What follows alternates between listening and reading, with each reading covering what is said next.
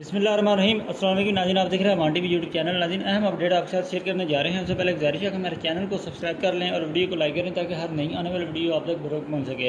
नाज़रीन, आज गुजरात की ज़िला इंतज़ामिया के जो अफसरान हैं उनकी जानिब से एक बड़ी कार्रवाई अमल में आई। चौधरी सलीम सरवर जोड़ा सिली सदर तहरीक इंसाफ और साबिक MPA जो हैं उनके तजारती मरकज़ सरवर गोल्ड प्लाजा थाना B डिवीज़न की हदूद में जो वाक़ है उस पर जो है वो एक कार्रवाई अमल में लाई गई, जिसमें सरवर कैश एंड कैरी और हवेली रेस्टोरेंट को जो है वो सील कर दिया गया इंतजामिया की जानिब से। और ये भी बताया जा रहा है कि 50-50 हज़ार जो है उस पर जुर्माना भी आयद किया गया है। मज़ीद इतलात के मुताबिक चौधरी सलीम सरवर जोड़ा की रिहाइश का पर भी छापा मारा गया है उनकी गिरफ्तारी अमल में लाने के लिए, जबकि 8 से 1.5 से 2 माह कबल सलीम सरवर जोड़ा के खिलाफ 2 से 3 जो है वो मुकदमात दर्ज किए गए। 2 गुजरात में दर्ज हुए जबकि एक नारवाल में दर्ज किया गया।